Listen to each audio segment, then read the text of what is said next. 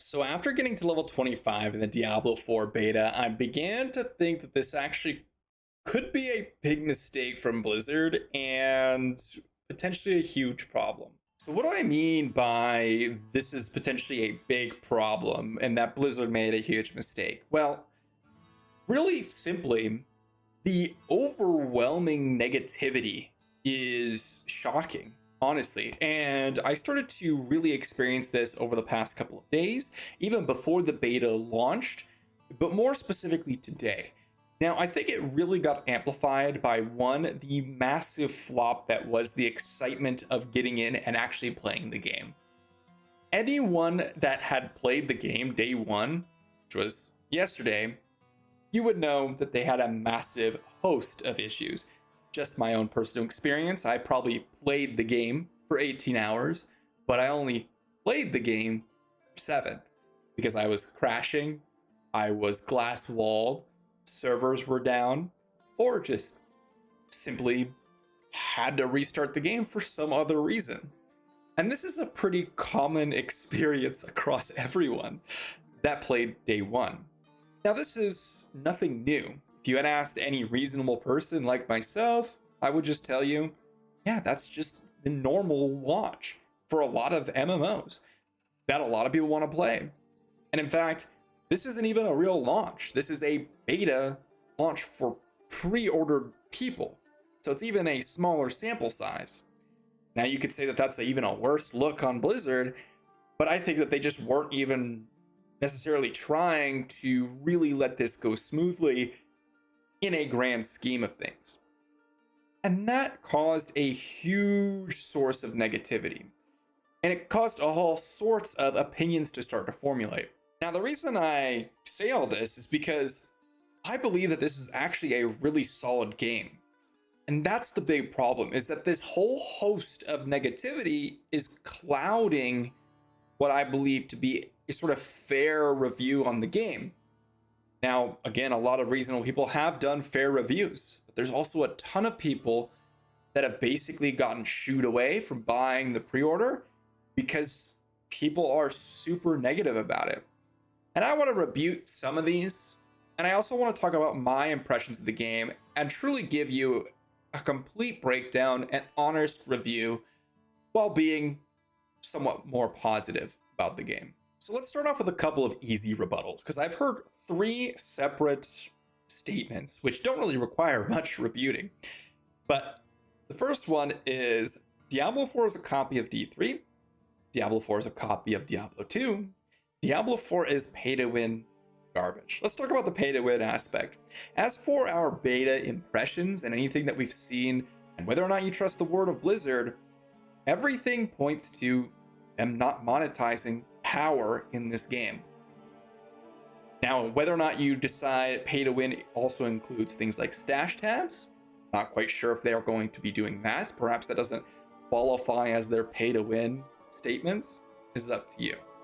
But as far as paying for power, that it does not exist at all and probably will not exist. I would say that it most likely will not. As for the copies, this game is trying a little bit to be in the middle between sort of that ARPG, traditional hack and slash, skill-based, skill tree-based, killing monsters, and a traditional MMORPG with a questing system, campaign, and seeing your friends in the open world. And it's kind of in that middle area. And so anyone that's saying it's a copy of Diablo 3 or Diablo 2 has just not played the game. That's honestly as outlandish as saying something like CSGO is a copy of Valorant, or rather Valorant is a copy of CSGO. They do have similar gameplay mechanics in which you're fighting a 5v5 battle, but then you have maps are different. You have, abilities, the way the game plays out. And although, Diablo 4 may have similar, you could say, classes and such as Diablo 2, and may have similar style and world as Diablo 3, the innate gameplay mechanics, things like open world events, things like seeing your friends just chilling out in the open world, exploring the map and trying to complete maps for extra power, doesn't exist in these other games. So I want to talk about what this game is. And I want to dive into a lot of activities and things within the game and give you my full deep dive on that. But first, I want to talk about what the idea of the game is. At the core, Diablo 4 is and will appeal to a more casual audience and is a more casual game. It encourages people to play together despite their level differences. It encourages people to be okay with the builds that they run without much repercussions. And at the end of the day, a couple of reasonable criticisms that I've seen levied at the game, things like the game does have a dumbed down version of the skill tree and combat system. It's too repetitive. And I don't like the dynamic leveling system. These things are almost essentially core to Diablo 4 to appeal to what its audience is supposed to be. People coming from games like D2, Path of Exile, potentially Last Epoch, these games are going to appeal to the more hardcore audience, going to appeal to the players that are looking for this sort of reward for putting a lot of hours into the game and getting a higher level. And yet this game, at its core, wants the open world. They want to be people to explore the open world. They want to give people reward just for experiencing the game, not necessarily going through and min-maxing the game like most ARPGs. And so when I hear these criticisms, I honestly would say that they are correct for the most part. And I think that there's not really much that you could really change without spilling into changing it into another game that it's not meant to be. For example, let's just take the dynamic leveling system. The goal is to have a dynamic leveling system because we want players to play together in the open world. And to do that, you kind of want everyone to be able to progress and contribute. We don't really want to make the skill tree overly complicated because, again, by making it overly complicated, the barrier of entry increases. We don't really want to change the whole quest system, although I will say that one's probably the most reasonable in that you can definitely change up potentially where you go, the map sets, instead of doing 40 exorcisms in a row, which I will get to a little later on. And so there are a few options, but for the most part, you have a game that's meant for the casual audience. I don't really want to see that change because I think it's actually an amazing game. So let's dive into the good, the bad, and potentially the underrated of Diablo 4. So diving into game here, I want to talk about the open world first. Now, when I say open world, I mean the open world. You might notice some quests. I would consider those somewhat part of the open world, although I would put those in a separate category that I will go on later. We also have these dungeon icons, which again, I don't consider part of the open world because they are instance-based and only allow a certain amount of people. When I see open world, I see finding these altars of Lilith, going around and gathering berries, going and competing and participating in events around the map that you may see walking around. And when we do get the chance to, riding our mount around in the open world. That's what I consider open world. And at the top of that is seeing other players and participating with them. Going around and finding orange circles like we're just about to do here is exceptionally interesting for a game like Diablo, where you're finding that a lot of these situations will not necessarily be in most of the other ARPGs out there.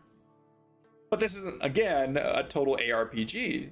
It's enjoyable to see a lot of these open world events and just participate them and actually get meaningful rewards. That's the key in a lot of MMOs and a lot of games in general, is that you're actually getting rewarded for your efforts, right? Now, what's you could say a little bit repetitive about it is at the end of the day, it is killing monsters, right? But I would say that this isn't really a big difference on a lot of other MMOs. I think that the open world in Diablo does a lot of things correct. It is worthwhile to go around and explore, to find the altars of Lilith, to complete the maps and explore. Why? Because you get overall massive bonuses in terms of either extra Paragon points later on, or potentially extra skill points to progress your build, or to progress your crafting by earning resources to craft or upgrade your potions, all of which seem much worthwhile. Okay, and I think that Diablo 3 nailed this aspect, and so I would say that there's really not much for me to critique. Now, one thing for sure is that the world bosses, you could say, could use a little bit more, I guess you'd say, oomph, because you will find them to be a little bit easy, especially if you're running in a group. But I also think that that's also appealing to a lot of people, that you don't feel like you have to really try hard to kill the open world bosses. So overall, I would say that the open world is an extreme part of this game and extremely fun, and something that is honestly going to be kind of a hallmark of what Diablo 4 has to offer. Now, diving into probably the most critiqued area of the game, well, I guess two areas of the game, which is dungeons and quests. First off, dungeons here. I think a lot of people start off this game and they immediately run to all the dungeons and the quests because that's what they're kind of used to. And I would say that's something that you have to do because it is worthwhile and must be done to finish off the region most of the time. You have to get your renown up, and that's a huge portion of the game. Dungeons are going to be relatively repetitive, right? You're going to be running in, you're going to be killing monsters, you're going to be trying to kill specific monsters, or you're going to be trying to pick up a key and use that key to go ahead and open the door and kill a boss. At the end of the day, there's a boss at each end of one of these dungeons, and you kill the boss, and that's the end of the dungeon. And I think that that's totally fine, except one criticism that I would make is that perhaps you could add some puzzles in there. You could add some sort of interesting gameplay mechanic outside of combat to maybe break up the monotony. But at the end of the day, to me, running dungeons and doing these types of things differs very little from a lot of other MMOs or a lot of other mechanics in which you have repetitive content that you need to grind through to get big rewards, right? Again, they would be different if you're using all this time and it was just kind of a dead piece of content. But mind you, again, we come back to this map completion, the open world. We need to do this stuff for getting extra skill points. And so for it to be repetitive, to me, is totally fine. If I were to compare it to other games, which I actually still enjoy, if I were to go play WoW or Final Fantasy or Guild Wars 2, and I were to run the same raid over and over and over again, which I do, then that gets repetitive the same, and it's exactly the same. The only difference may be is that you might have some sort of difficult content to enjoy, but this isn't meant to be something that you run over and over again. You actually just complete it one time and you don't necessarily come back until you get to the end game, in which case you are grinding the higher difficulty. Now, as for quests, I would say this is probably my most negative part of the game for me personally. Quests, oftentimes you're going to find walking around in all sorts of areas in the game, indicated by blue exclamation marks here. But what's funny about it is I've seen two sides of this coin. Some people hate, for example, one of the initial quests was to come over here in Hyavashan and cheer on the guards, or potentially use emotes to pray at a shrine to get loot. And yet some other people say they don't want to do exorcisms because that's just ridiculous and it's repetitive. And I've seen people say the same thing in the same context. You can't have one without the other. You can't have a statement that, oh, the game is super repetitive and I want different content, and yet not want the specific different content that you're asking for, like using emotes or like doing puzzles in the game, because that is different quests. Now, what I would say is that I actually enjoyed these parts of the quest where you had to go through and you had to use emotes. For example, one quest, I had to come over to one of these shrines and pray at the shrine, get some chests, and bring it back to some other person. And then there's also like 40 quests where you do exorcisms. And I would say that, yes, they do get somewhat repetitive, and they are standard MMO quests. At the same time, I think they could be a little bit more interesting, adding in some of those puzzles that I was talking about, adding in some more thinking associated with the game. However, I would be careful to say that this is something that I think would be cool and not raise the barrier of entry too high to kind of disrupt the audience that Blizzard is interested in. I know that we're trying to get these quests done, and honestly, making the quests more difficult or potentially more complicated could lead to worse opinions, because now we're stalled on getting our big rewards that we want. And that is a major part of how valuable or how interesting things to do in MMOs are, is how well you get rewarded. And so honestly, although I would say that the quests can be a little bit boring sometimes, I wouldn't say that I would have too much to critique, in that by making them more complicated, I get less rewards per time spent, unless they up the rewards. And by making them repetitive, at least I can do them quickly and get my rewards and get out of there. Overall, you have to decide what you like. That's been my experience so far. Now, as for the skill tree, this is a large portion of some people's gripes with the game. It's that it's pretty basic. And I would tend to agree with them. You have essentially 4 skills and then a basic and core skill. So you have 4 class skills, and then again, you have the basic and core skill. The basic skill is going to be your generator, and that's going to basically generate your primary resource, which you then use for your core skill, which is going to be whatever that class is. For example, for Barbarian here, I have Flay and Rend. Flay is my generator. It's going to generate Fury, and then Rend is going to cost me Fury to use. And then after that, I amplify it with other abilities that sort of complement that. And I think that this skill tree is actually really encouraging for a lot of more casual players, because the premise is pretty simple.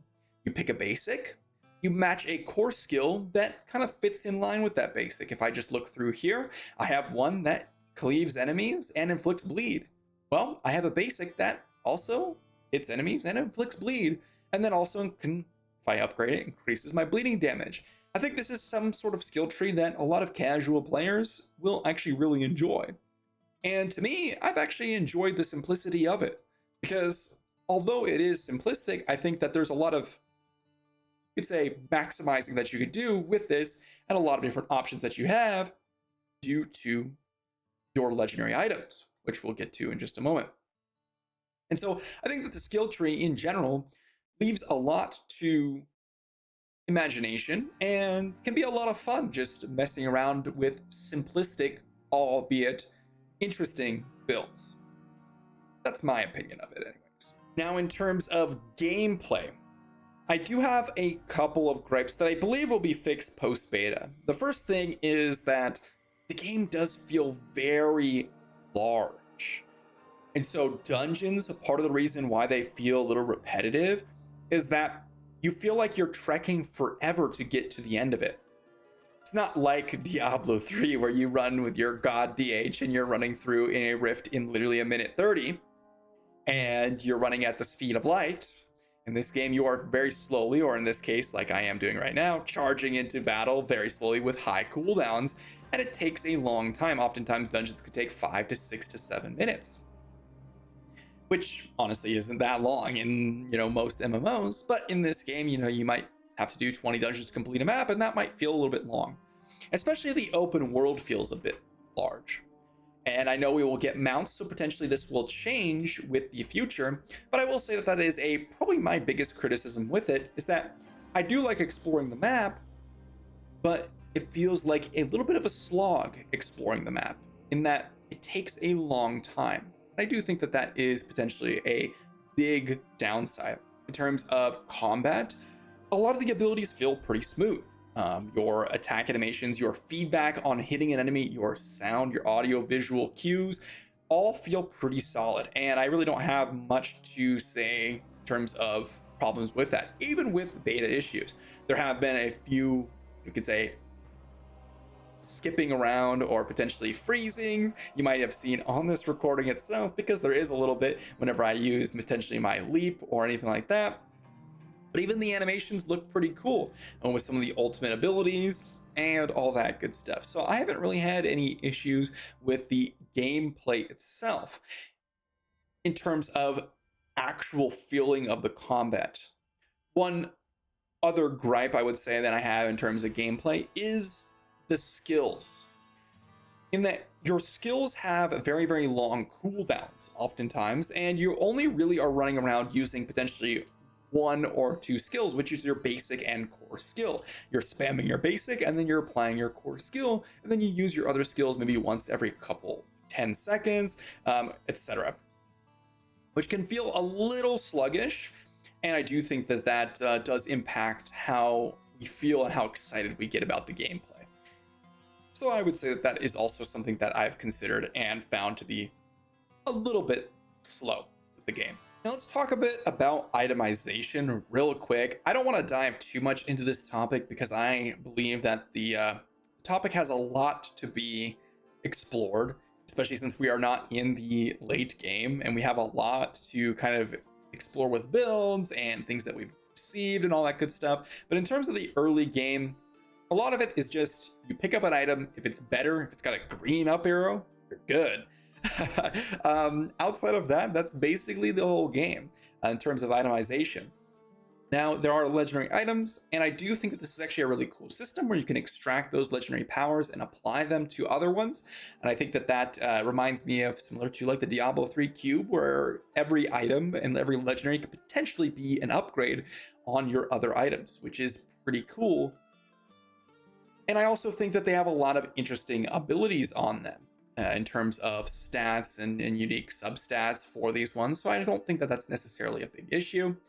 I do think that there's also a couple of really useless stats, and they kind of dilute the pool, which makes it a little bit more boring. But overall, I would say that the itemization, I haven't really had a problem with it, especially in the early game. Perhaps when we get later on in the game and we've seen some things, it might get a little bit worse. But in terms of early game, you know, the biggest criticism that I could have is to say that maybe they're a little bit boring. But at the end of the day, I mean, it's just items and you're leveling. So most games are just, you pick up a better item. And honestly, I think that's also fun in its own way, where you just see a green arrow, you're like, awesome, an upgrade, that's awesome. Every legendary could potentially be a game changer for you. I think that's really cool.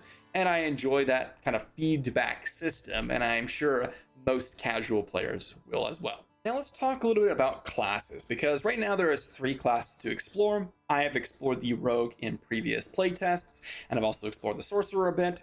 In this, I really went hard into the Barbarian because I have not really playtested it as much.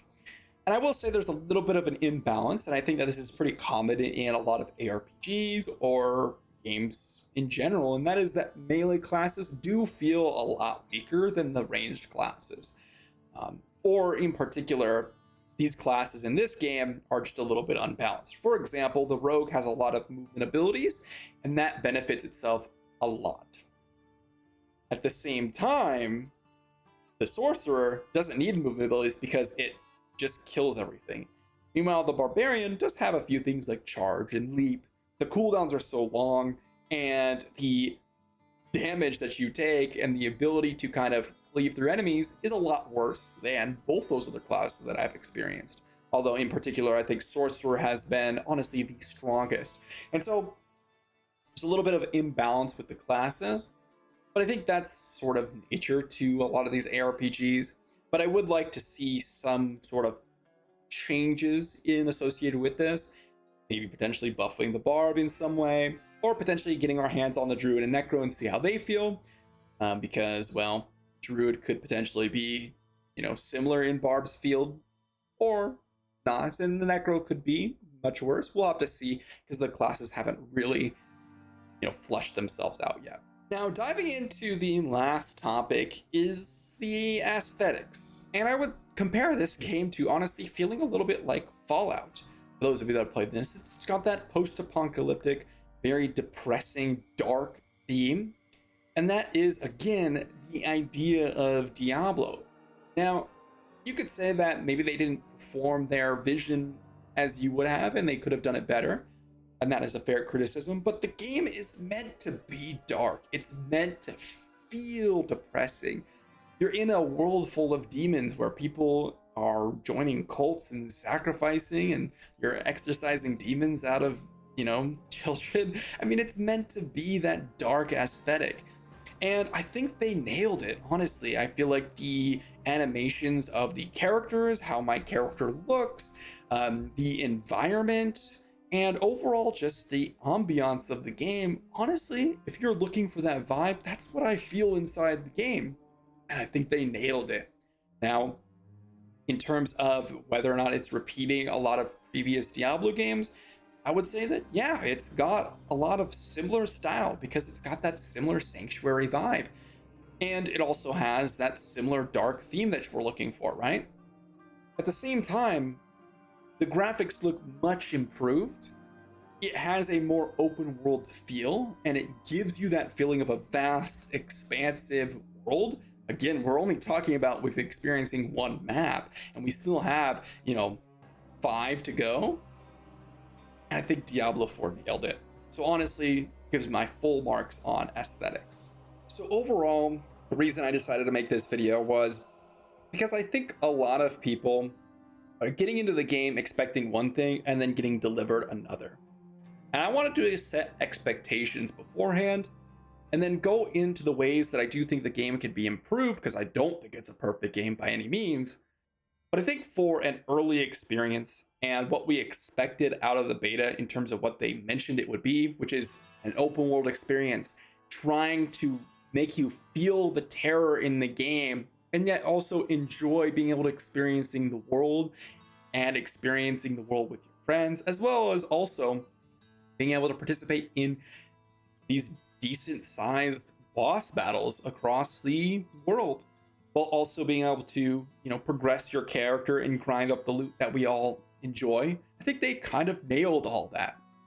And so as for my first impressions, without seeing, basically the end game of the game all that much, I think that the game is in a really good place. And I think that a lot of people that want some of these things or dislike some of the core mechanics of the game is totally fair as well. But I also think that that's not maybe necessarily something that you may dislike. Just because someone else doesn't necessarily like the dynamic leveling system doesn't mean it's actually a bad part of the game. Because I truly believe that the dynamic leveling system is one of the best parts of Diablo 4. And I've always thought it was one of the best parts of games like, for example, Guild Wars 2. Because it encourages that cooperation, it makes it feel a more casual, relaxing experience, and you don't feel like you're getting basically left behind all the time. And I think that's a great system. So you might want to just double check and when you hear videos, even like my own, talking about the game, because I know that I might be on the more biased, positive side of things. You might just want to take a second, really figure out what the game is, what the game isn't, and what you want out of a game. Because at the end of the day, that's all that matters. And I hope that this helped you figure out what the game truly is. Thanks for watching. Hopefully you enjoyed the video. And if you did, like the video, sub to the channel. I'll be having more Diablo 4 content because I truly, truly love the game so far. And I really want to see the game succeed.